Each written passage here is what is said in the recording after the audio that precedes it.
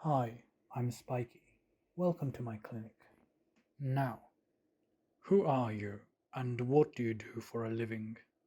So my name is Zbyszek Janczukowicz, uh, and I'm the founder and the board member of Nausicaa Educational Foundation. And since a few years, I'm doing this for my living, what used to be a dream of mine.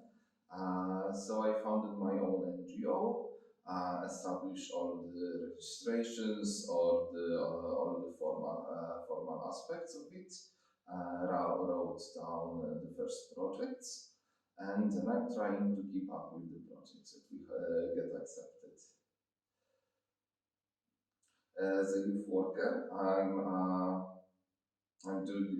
working with youth like on a daily basis. Before Nausicaa, I was a coach and private supporter of many youth formal and non-formal organizations in Krakow.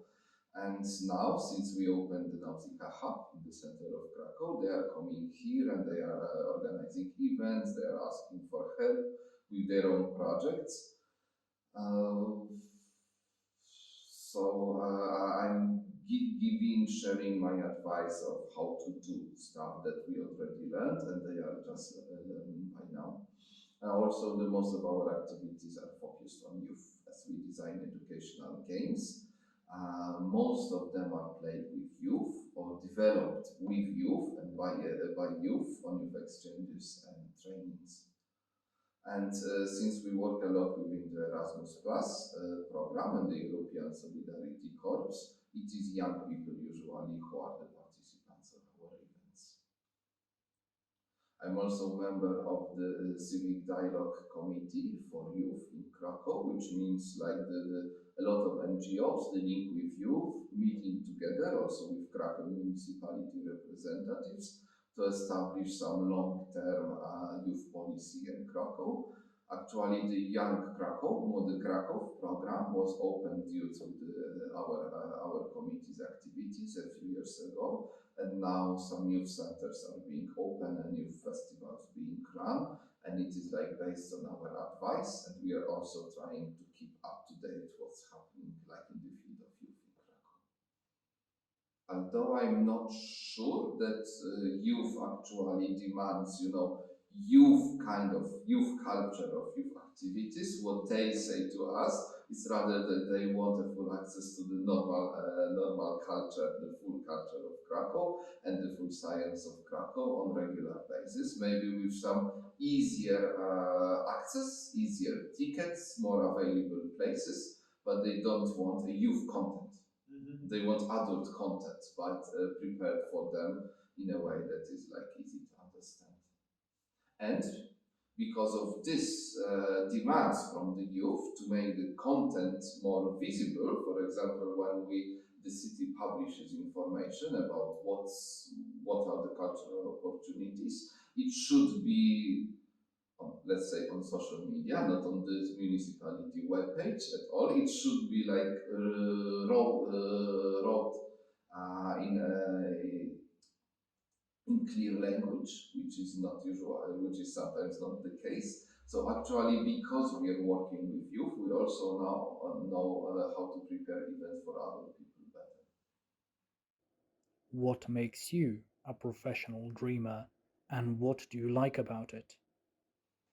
So all the story of Nausicaa is that I had a dream around 8 years ago. I was doing some games and trainings and fun stuff on different festivals and in different places of Poland and abroad. And I said, "Whoa, that's fun. I like it. I really like working with people and doing creative stuff. But I do not record it. I don't have it stored. I don't have any offer. It's not organized anyway. And I usually forget what I've been doing 2 years before. So maybe me and my partner, Patricia, we can somehow gather it in one place, perhaps make a web page, and actually gather together what we can do and expand the range of our possibilities, which were holistic at this time. And as some friends of us suggested, we could open our own foundation to keep it going. And I founded it. I read all the papers, what are the formal demands, and when I founded it, I thought it's a hobbyistic thing. So after work, we will do Nausicaa and play with non-formal education. But after a year and a year, after a step and a step, we got into many projects that started occupying more time, but also brought the financial perspective to it. And suddenly, not by plan, we found ourselves working, both of us, like a full part job in Nausicaa. We resigned from our other jobs, and here it is, the dream became a profession. What challenges have you faced as a youth worker? I think the biggest challenge is that the youth is always changing, and they are so young, and they are getting younger every year. And I guess it's gonna be like worse and worse in this matter. So this challenge is to remain young ourselves in a way that we can be understood with young people, not to pretend to be young and behave like we are 22, but behave in a way that is acceptable for them. So speak normal language, be more transparent and clear about what we do. Don't hide things and state our own views on what's happening, what we like, what we don't like. Don't get official. Don't get like the, let's say, official city representatives who have to promote certain strategies. We can have our own opinions and we can share the opinions. So we can become, we try to keep being partners with young people. Sometimes they are not of age yet. They are 16 years old, but already doing social projects. There's a lot of young youth social projects in Krakow, and we want to remain on a partner level with younger people. So to also to get their trust, but also get a direct sense of communication, which is actually much faster than communicating through some formal agreements or written emails. We do not want to use emails. We want to meet in person or just chat on messengers, and it is demanding. But I hope what we can get from it is to maybe get regain or keep contact with reality or with the younger generations ourselves. Because like it is said, but some teachers and academic teachers that having contact with younger people needs us to adapt and to speak more clearly, not to get into our adult bubble of people who are 30 or 40, but be able to explain what we do to young people like easy and in a few sentences. What does burnout mean for you? Give some examples. So I first heard about burnout 1 year ago in Rabka when we did Compos Mentis training. It was a training for trainers, financed by Erasmus Plus program. Electra, our friend from Greece, was a trainer along with Patricia then, and I was responsible for the logistic of the project. But also I got to the sessions and we received questionnaires and talking circles and active listening groups speaking about burnout. And we are asked about the symptoms. And what the questioners and the trainers asked were really easy questions. We could be easily tricked into just having, a normal life questionnaire. Do you sometimes feel tired? Do you sometimes have problems sleeping? Do you find yourselves like speaking about your job when you meet for a coffee or beer with your family or friends at the evening? And so, like so many normal questions that I said, yes, yes, yes, yes, why not? And later it turned out to be about burnout, and I scored a lot of points. And it was the first time I heard about this could be a problem because I thought that I'm actually doing so much with Nausicaa and it's going so well that I'm so happy and hyped about it. So I saw nothing wrong, but they told me be careful because burnout is somewhere there waiting for you. But later, another surprise, when we talked with the other participants, they also scored a lot. So I was not the only one, perhaps overworking or getting overexcited about his job. And I was on this yellow zone. So it was not too hard, it was not green zone, so totally relaxed, but most of us were in the yellow zone, so it was not that bad.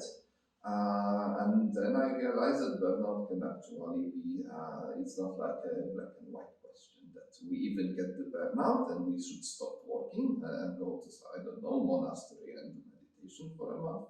But we can actually find some more healthy or little changes in our daily work. If burnout was a dragon, how would you describe it? If burnout was a dragon, it already found a good city to live. It's called Krakow, and there is a castle with a cave in Krakow. It's called Wawel, and you can easily imagine the dragon living there. And because they do not show the dragon to the tourists, it would be easier to see a movie. There is the Hobbit movie, and the dragon is where the dragon is called the Smaug, and the Smaug is a classic treasurer. It collects all the gold, all the treasures from the territories around, stores in one big hole, and sleeps on it, and doesn't allow anyone to enter and to catch like any even a single golden coin from it.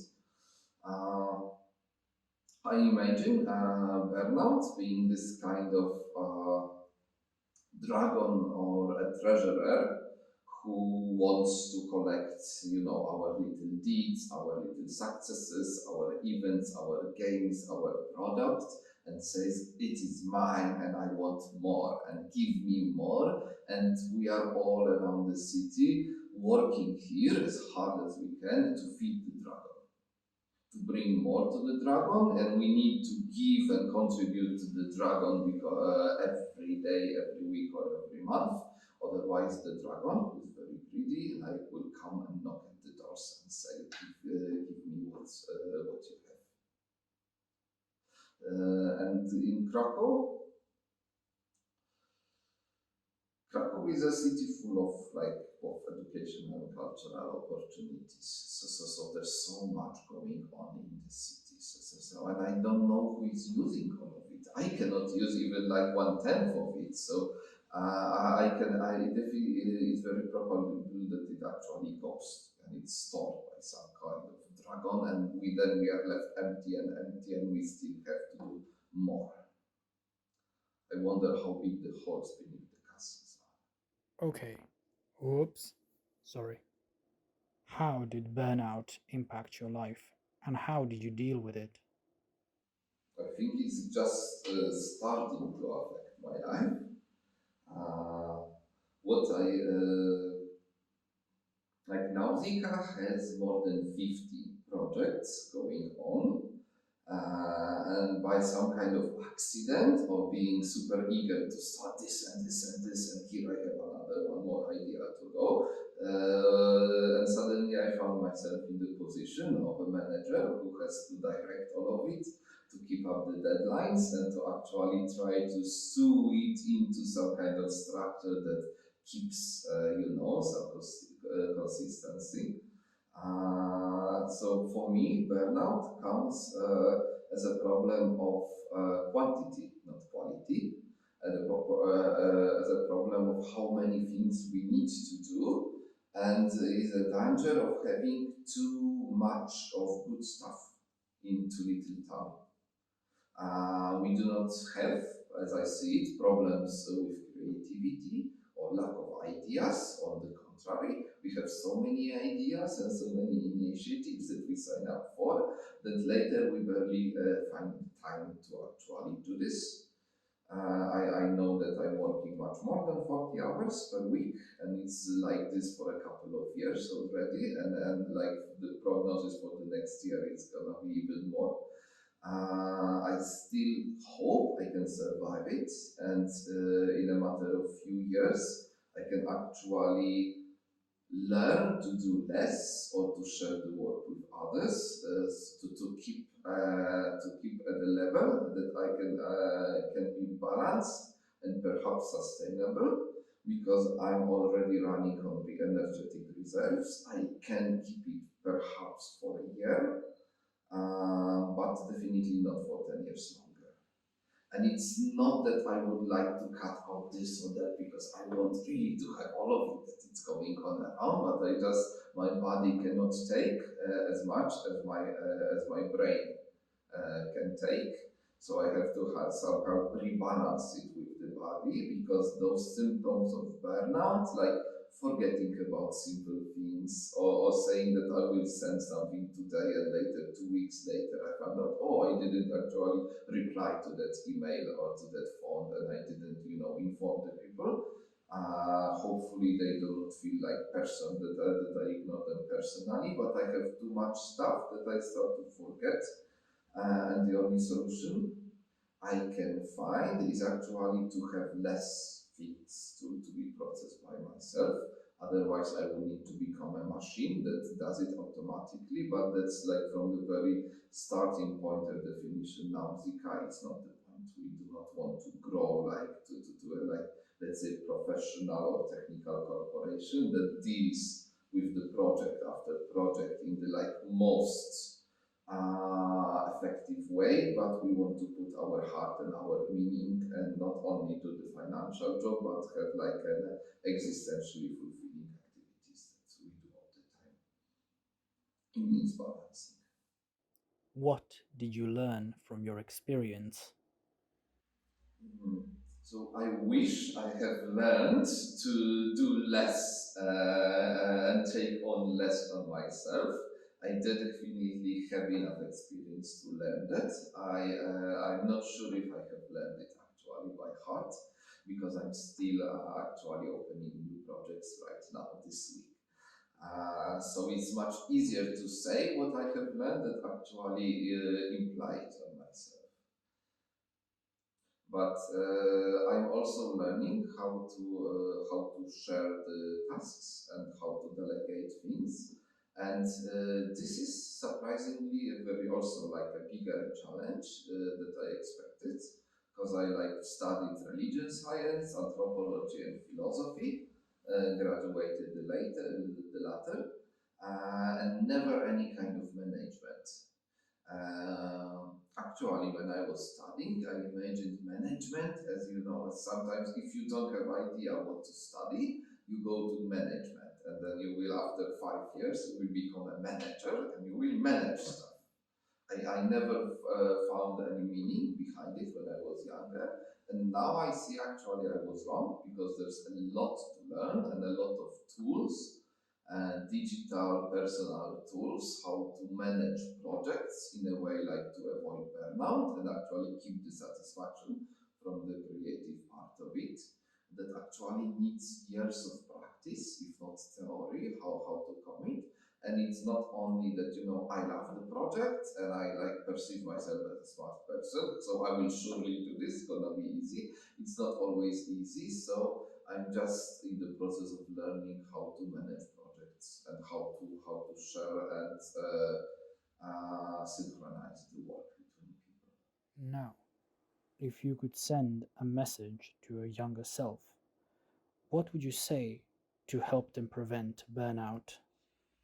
Well, I have a particular example for this question, because November this year, here in Nautica Hub, we actually play tested a live action role playing game, which was about questions to our younger selves. That was a game structured in which we created characters which were ourselves 50 years later.